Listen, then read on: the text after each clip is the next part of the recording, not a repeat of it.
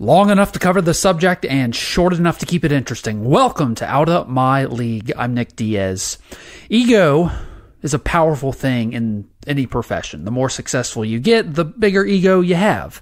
And those things have never been truer than any profession, more than the coaching profession.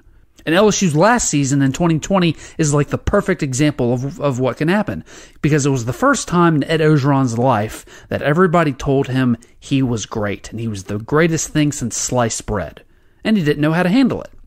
I'm afraid this is what's causing this quarterback competition with the Saints to go under. Sean Payton is trying to prove, well, I can work with Taysom Hill. He's my guy. Quit telling me how to do my job. Look at my success as a quarterback coach with the Giants and a coordinator with the Giants when I took them to the Super Bowl in 2000.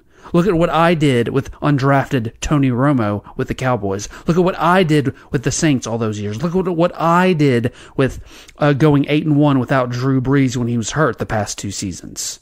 Now we're all saying, well, Nick, competition breeds success, right? The quarterback situation, Jameis is obviously going to be the starter, but Taysom Hill pushing him will only make Jameis better. Yes, I understand that. Competition breeds success, but this isn't the defensive line. This isn't running back. This isn't cornerback or even wide receiver or offensive line.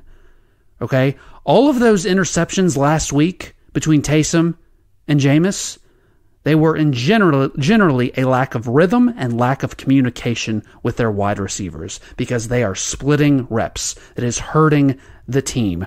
What's worse is that because you've convinced yourself that Taysom Hill should be given a chance at a starting job in the NFL as a quarterback, what's worse is that Taysom Hill has lost weight and is only practicing at quarterback. And so if he loses the quarterback job, which he will, to Jameis Winston, what's going to happen? He's going to go back to playing tight end, running back, wide receiver, special teams, fullback, wildcat quarterback, and get hit like a regular fullback, like a regular skill position player.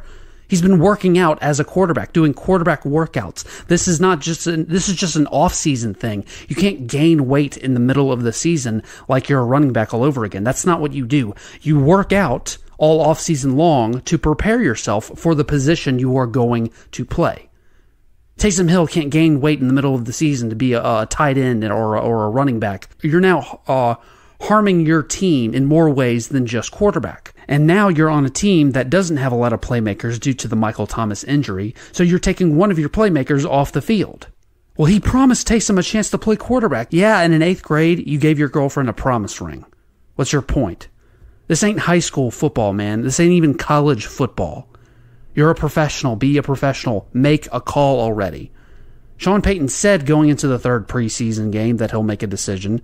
Okay, fine, but the damage has already been done, because on a team with not enough playmakers, you have now taken one of your playmakers away. Speaking of playmakers, I made a huge mistake this week. A huge mistake. This is a mea culpa on my part. So the Saints signed Kevin White. He was a top 10 pick wide receiver out of West Virginia in 2015. Everyone says, bust. And he has been a bust. He's been maybe the biggest bust of that draft class. And when he was signed, I looked at his stats and I said, well, he'll get cut. He's just a camp body. Well, apparently not. Because Mike Triplett and Nick Underhill, very trusted, maybe the best Saints reporters out there, and many others, are reporting that not only has Kevin White looked good in practice, he has stood out in practice. And the past 2 days, he's caught 2 touchdown passes, a touchdown pass a day. And Rod Walker of the Times-Picayune Advocate in New Orleans has now updated his 53-man roster projection, and he has Kevin White making the 53-man roster. Not practice squad, 53-man roster. So all people did, and I did this too, was look up stats when he was signed this week, and they laughed this guy off. Oh, look at his stats compared to Ty Montgomery, who plays running back half the time. Then I remembered the old saying, stats are for losers. So I went on YouTube and I watched film of this guy with the Bears. Turns out his lack of success, it's not because he's not good. It's injuries and bad coaching. A combination of two. I've seen his catches that he made with the Bears thinking, that is a big-time playmaker. That's a number one receiver type play. Now, I'm not saying that, Kevin White is going to go start playing like a top 10 pick all of a sudden under Sean Payton, but I'm saying this. If you put a 6'3", 215-pound wide receiver that runs a 4.3 out on an island, the defense isn't just going to play soft coverage and let him catch the ball and run 5 yards. I've seen the catches White has made. They are eye-opening big plays downfield. Football is a game that comes down to just a couple plays, and the Saints will be in a lot of close games this year. So if you can get White to stay healthy until Michael Thomas gets back to normal, let him go make a big play. Put him in goal line packages and just throw him up and see if he can catch it. There's value to that. Thanks for listening to Out of My League. If you like what you heard, be sure to like, share, and subscribe, or follow me on Twitter and Facebook in the description link below.